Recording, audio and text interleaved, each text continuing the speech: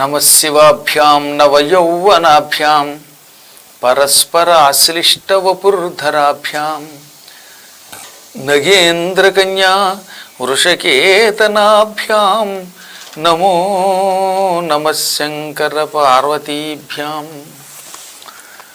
సూర్యభగవానుడి యొక్క గొప్పతనాన్ని పుణ్యశీల సుశీలురనే వైకుంఠదూతలు శివశర్మకి చెబుతున్నారు. అందులో భాగంగా సూర్యుడికి 70 నామాలు ఉన్నాయి, హంసభానాది నామాలు. ఈ నామములు 70 కూడా భక్తి శ్రద్ధలతో పారాయణ చేసేటటువంటి వాడికి శుభాలు కలుగుతాయి. ఇంకొక మొక్క, ప్రతిరోజు సూర్యుడు ఉదయిస్తున్నప్పుడు మేము చెప్పినట్లుగా అర్ఘ్యప్రదానం సూర్యుడికి చెయ్యాలి. చేసి ఈ 70 నామాలు చదవాలి, వారికి శుభం వస్తుంది అని. ఏం చెయ్యాలో వాడు చెప్పారు. మోకాళ్ళు భూమిపై మోపి హస్తాంబుజద్వయమున తామ్రపాత్రము ధరించి అర్ఘ్యోదకంబులయందు దోర్వాంకురాక్షతలు నవరక్త చందనంబు కరవీర ముఖ్య రక్త ప్రసూనంబులు వైచి ఒక్కొక్క పేరు వరుసతో నమోంతంబుగా చతుర్థ్యంతంబుగా ప్రణవాదిగా పఠించు సర్ఘ్యపాత్ర మౌళి పర్యంతమెత్తుచు మాటి మాటి కర్ఘ్యమిచ్చిన ప్రీతుడై అర్కుడసగు సేవకులకాయురారోగ్య ధీభాగ్య సేవకులకాయురారోగ్య ధీ వివేక భాగ్య సౌభాగ్య వైభవ ప్రాభవములు. ఇదొక అద్భుతమైన ప్రక్రియ. ఎవరికైనా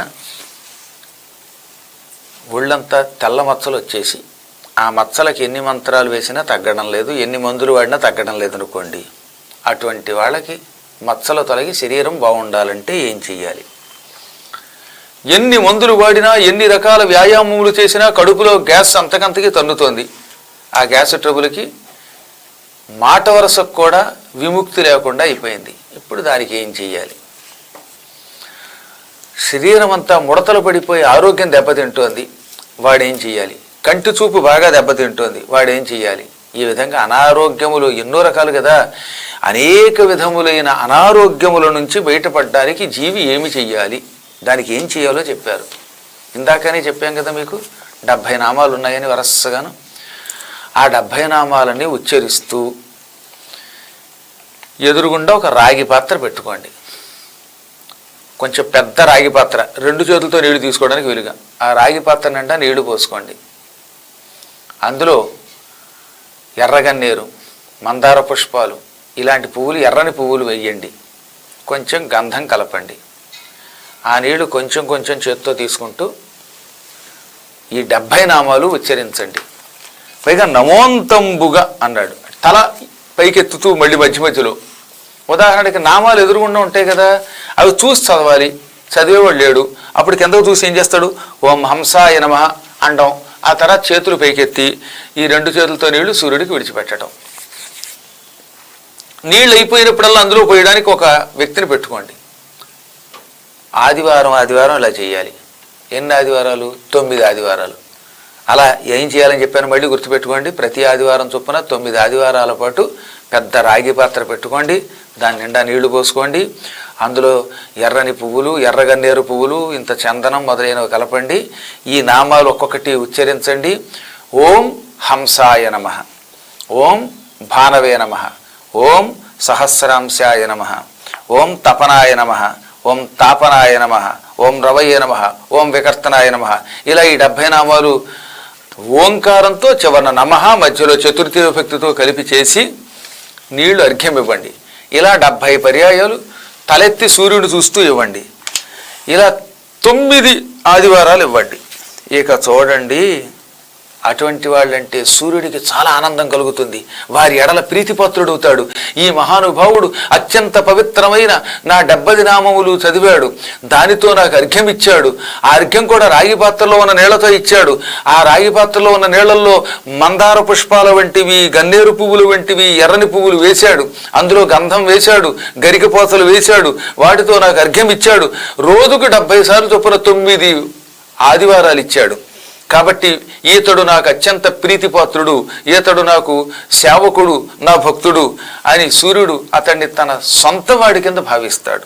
ఆ తర్వాత ఏం చేస్తాడు? సేవకులకి ఆయు ఇస్తాడు, ముందు ఆయుర్దాయం పెంచుతాడు, ఆరోగ్యం ఇస్తాడు, టక్కని కడుపులో ఉన్న గ్యాస్ ట్రబుల్ తగ్గుతుంది, శరీరానికి ఉన్న ఈ తెల్లమచ్చలు పోతాయి, కంటి చూపు మెరుగవుతుంది, ముడతలు పడిపోయి శరీరం మిడుకులాడుతూ ఉంటుంది, ఆ మిడుకులాడే శరీరం కాంతివంతమవుతుంది, బిగుసుకుంటుంది, ఆలోచన శక్తి వస్తుంది.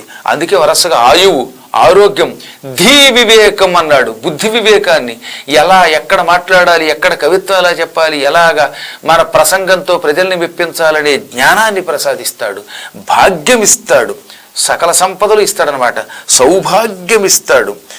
అనగా ఎప్పుడు కుటుంబంలో వృద్ధి ఉంటే భార్య, భర్త, పిల్లలు వీళ్ళంతా కలిసి ఉండడం, ఆనందంగా ఉండడం, వీళ్ళకి కాస్త పొలాలు మొదలైనవి రావడం, ఇదంతా సౌభాగ్యం అన్నమాట.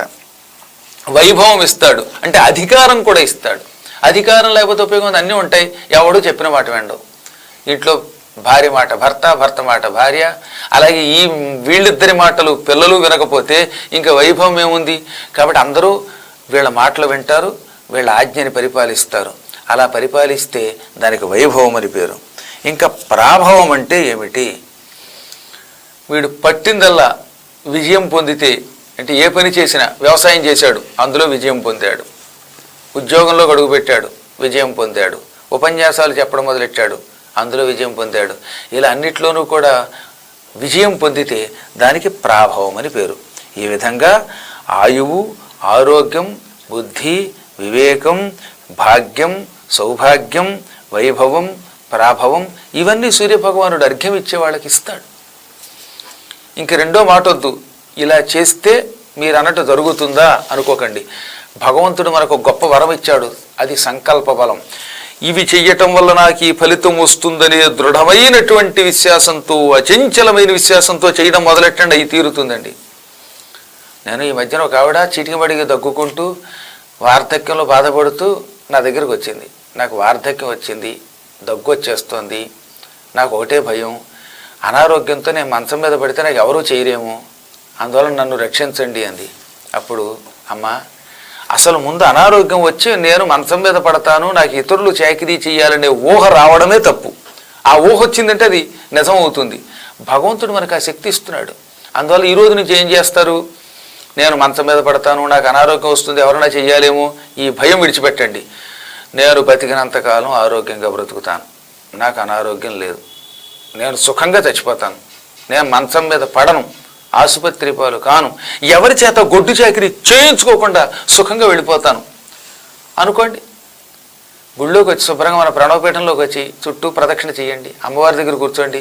అమ్మ, నేను బ్రతికినంతకాలం ఆయువుతో ఉంటాను, ఆరోగ్యంతో ఉంటాను, బుద్ధితో ఉంటాను, మంచం మీద పడను, ఆసుపత్రికి వెళ్ళను, ఇతరుల చేత చేయించుకోను, నేను ఇలాగే ఉంటాను, నాకు ఇలాగే నువ్వు దేవనలు ప్రసాదించు, ఈ భాగ్యం ప్రసాదించు అని కోరుకుంటే మన సంకల్ప బలంతో అలాగే అవుతుంది.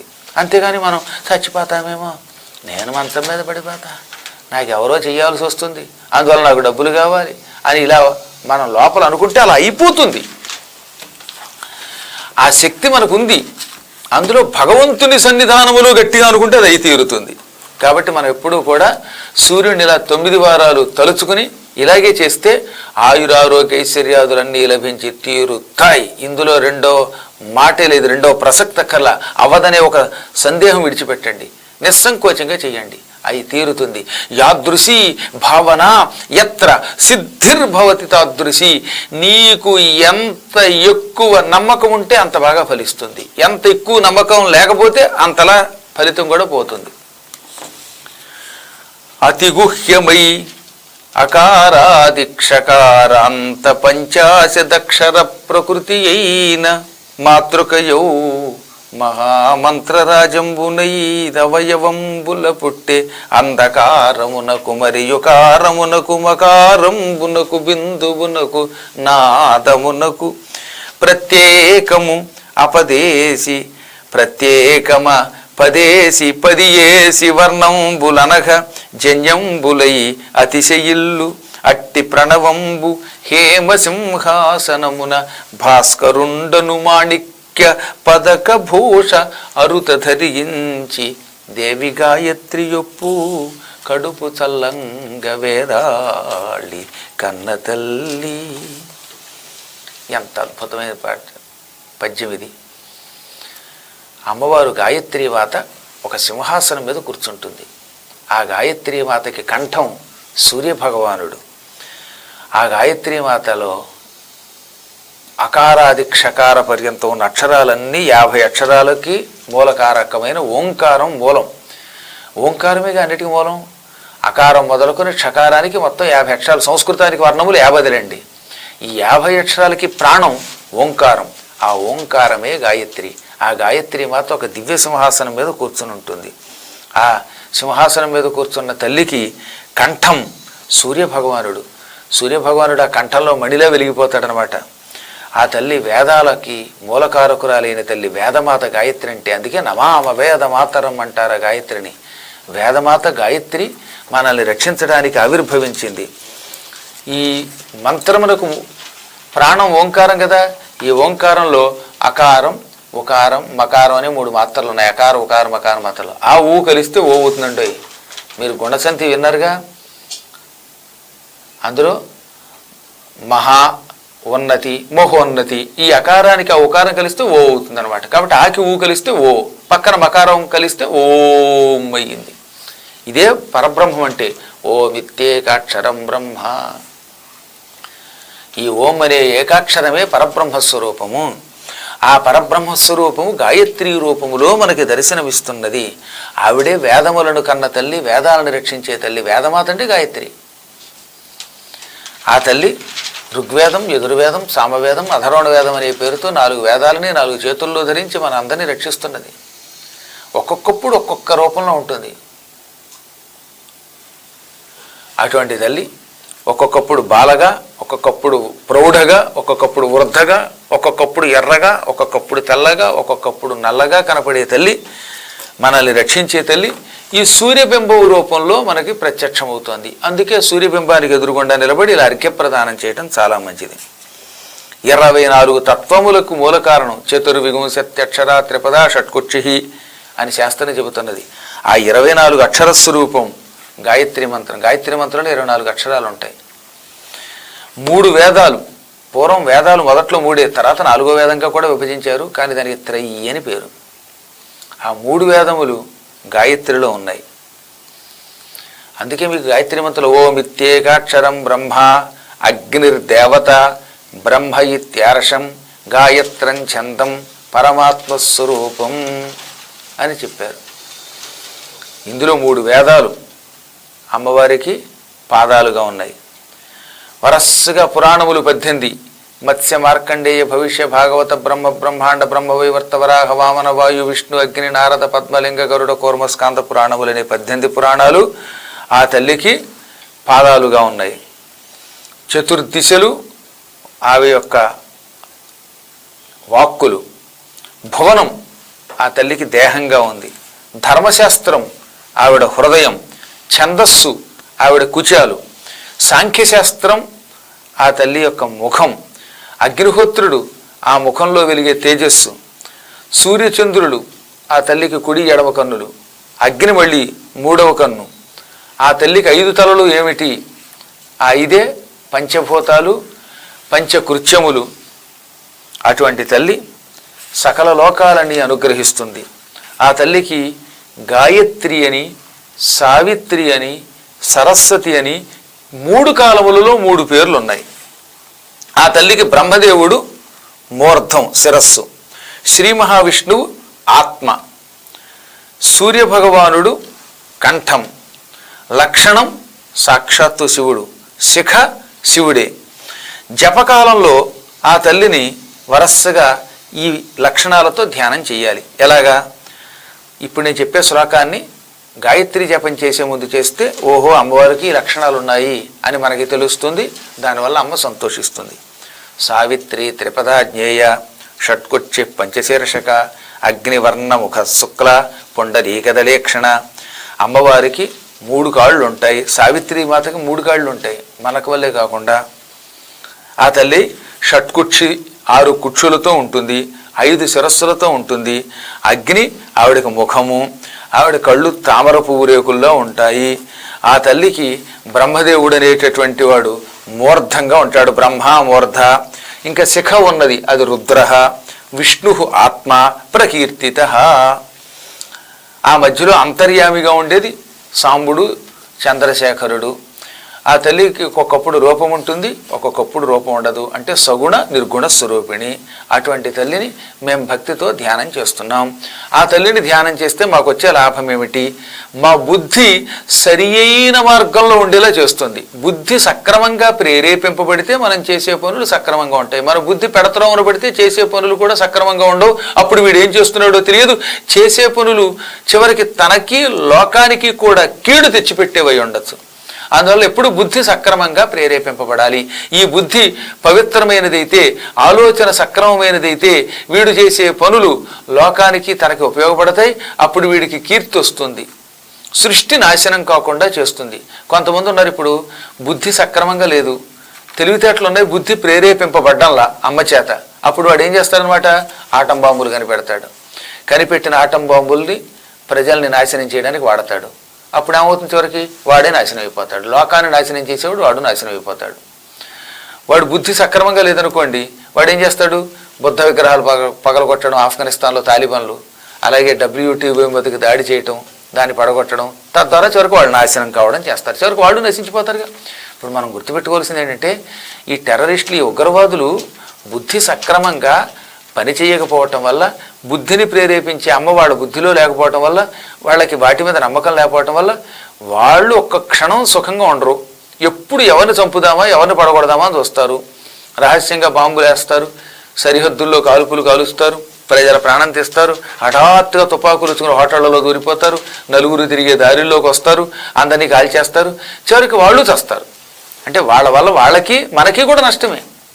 కారణం వారి బుద్ధి పెడత్రోవలో ఉంది గనక, సక్రమంగా పనిచేయటం లేదు గనక. అదే గాయత్రి మంత్రానుష్ఠానం చేస్తే బుద్ధి ప్రేరేపింపబడుతుంది. ధియో యో న ప్రచోదయాత్. అప్పుడు బుద్ధి సక్రమంగా ప్రవర్తిస్తే ఏమవుతుందన్నమాట, ఓహో ఈ సృష్టిని నాశనం చేయకుండా దీన్ని రక్షిద్దాం, మనం కూడా పరమాత్మ స్వరూపులం అవుదాం అనుకుంటాడు. ఏ ప్రాణి మీద రాగద్వేషాలు ఉండవు. కొంతమంది మీద పగ, కొంతమంది మీద స్నేహం, ఇలా వైరం లేక స్నేహం అనే ద్వంద్వ బుద్ధితో వాడు కొట్టుకుని ఇతరులకు బాధ కలిగించి చివరికి తనకి వాళ్ళకి కూడా సుఖం లేకుండా చేస్తే ఉపయోగం ఉంది. ఆ ద్వంద్వ బుద్ధిని తొలగిస్తుంది గాయత్రి మంత్రం. గాయత్రి మంత్రాన్ని 1000 సార్లు కనుక శ్రద్ధతో చేస్తే మన బుద్ధి సరిగ్గా పెడుతుంది. చేసేటప్పుడు మనస్సు చెదరకుండా చేయాలి. ఒక ఆయన ఉన్నాడు, ఏ పని చేయకుండా మేము ఎప్పుడొచ్చినా మా గుళ్ళో అలాగా అరుగు మీద కూర్చుని ఇంత పట్టేసుకుని జపం చేస్తున్నట్టు నటిస్తాడు. నిజానికి అది ఉపయోగం లేదు. దానివల్ల చేసే జపం కొంచెమైనా ఏకాగ్ర చిత్తతో చేయాలి. తర్వాత అసలు దేవాలయానికి కావాల్సిన పనులు చేయాలి. దేవుడికి చేయవలసిన అర్చనలు ఏం చేయకుండా అలాగే కూర్చుని దొంగనాట పడితే దానివల్ల ఉన్న ఉద్యోగం పోతుంది. చివరికి తిండి తిప్పలేక రోడ్డు మీద పడతాడు, ఏమవుతుంది? అందువల్ల ఏమిటనమాట, ఎప్పుడు ఏ పని తనకి ఉపయోగపడుతుందో, లోకానికి ఉపయోగపడుతుందో అలాంటి పని చేసుకుంటే వ్యాపారాలు 2 వస్తాయి. తాను చేసే పని తనకు ఉపయోగపడకపోతే ఇంకెందుకంటే ఉపయోగం? అలాగే తాను చేసే పని తనకితో పాటు కుటుంబంలో అందరికీ ఉపయోగపడాలి, లోకానికి ఆ పని వల్ల లాభం కావాలి. ఇలా లోకములకు అన్నిటికీ పనికొచ్చేటట్లుగా పనిచేస్తే వాడు యావజ్జీవితం కీర్తి పొందుతాడు, ధనం పొందుతాడు. అప్పుడు ఆ కీర్తి ధనం పొందాలంటే బుద్ధి సక్రమంగా ప్రేరేపింపబడాలి. ప్రేరేపింపబడాలంటే గాయత్రి కటాక్షం ఉండాలి. ఇందులో చెప్పాడు, మంత్రానుష్ఠానం చేసేటప్పుడు తత్సవితుర్వరేణ్యం నుంచి మనకి మంత్రం, కానీ ఆ ముందు వ్యాహృతులు చదవకుండా 3 లోకాలని ఉచ్చరించకుండా మంత్రం చేయకూడదట. కాబట్టి ఏం చేయాలన్నమాట, గాయత్రి మంత్రం చేసేటప్పుడు ముందు ఓం భూర్భువస్వః తత్సవితుర్వరేణ్యం, ఆ భూర్భువస్వః అనకుండా చేయకూడదట మంత్రం. అది చదివి అప్పుడు వాటిని వ్యాహృతులు అంటారు. భూహు భువః స్వః, ఈ 3 వ్యాహృతులు. దీనికి ముందు ఓంకారం ఉండాలి. అప్పటికి ఏమవుతుంది, ఓం భూర్భువస్వః. ఆ తర్వాత తత్సవితుర్వరేణ్యంతో చదవాలి. ఓం భూర్భువస్వః తత్సవితుర్వరేణ్యం భర్గో దేవస్య ధీమహి ధియో యో నః ప్రచోదయాత్. ఇలా పూర్తిగా మంత్రాన్ని శ్రద్ధతో చదివి ఆ తర్వాత వీలున్నప్పుడు గాయత్రీ యాగం కూడా చేస్తే పాపములన్నీ సంపూర్ణంగా నాశనం అవుతాయి. గాయత్రీ యాగం చేసేటప్పుడు గాయత్రి మంత్రంలో ఏమేం చదవాలో చెప్పాడు. ఓం భూర్భువస్సువః, ఓం తత్సవితుర్వరేణ్యం భర్గో దేవస్య ధీమహి ధియో యో నః ప్రచోదయాత్, ఓం ఆపో జ్యోతిరసమృతం బ్రహ్మ భూర్భువస్సువరోం స్వాహా. ఇలా సౌరం అన్నాక స్వాహా అనాలి. ఈ మంత్రం మొత్తం మళ్ళీ ఉచ్చరించి మళ్ళీ స్వాహ అనాలి. ఇలా స్వాహాకారముతో గాయత్రి యజ్ఞం చెయ్యాలి. గాయత్రి యజ్ఞం చేసేటప్పుడు ఏం చేయాలి? ముందు అగ్నిహోత్రాన్ని ప్రజ్వరల చేయాలి. యజ్ఞకుండం త్రికోణాకారంలో కానీ, పద్మాకారంలో కానీ, చతురస్రాకారంలో కానీ ఉండాలి. 5 మెట్లు ఉండాలి దానికి. యజ్ఞకుండములకు ఒకదానికి తర్వాత ఒకటి చొప్పున 5 స్టెప్స్ ఉండాలన్నమాట. 5 మెట్లు ఉండాలి. ఈ విధంగా పంచాభివృద్ధులతో కూడిన యజ్ఞగుండం తయారు చేశాక సురుక్కు సురవలు తెచ్చుకోవాలి. రాగి పాత్ర కానీ, మట్టి మూకుడు కానీ, వెండి కానీ, బంగార పాత్రలో కానీ నెయ్యి పోసుకోవాలి. ఆ నేతితోటి యజ్ఞం ఆరంభించాలి. ఇంద్రాది అష్టదిక్పాలకులందరికీ అయ్యాక అప్పుడు ఇందాక చెప్పిన మంత్రం ఉంది కదా, ఓం భూర్భువస్సువః ఓం తత్సవితుర్వరేణ్యం భర్గో దేవస్య ధీమహి ధియో యో నః ప్రచోదయాత్, ఓం ఆపో జ్యోతిరసమృతం బ్రహ్మ భూర్భువస్సువరోం స్వాహ. ఇలా ఈ స్వాహాకారంతో యజ్ఞం చేయాలి. ఈ యజ్ఞం చేసినప్పుడు అమ్మవారు నువ్వు ఎన్ని వ్యాహృతులు ఇస్తే అన్ని వ్యాహృతులకి చేతులు చాచి అది పుచ్చుకుంటుంది.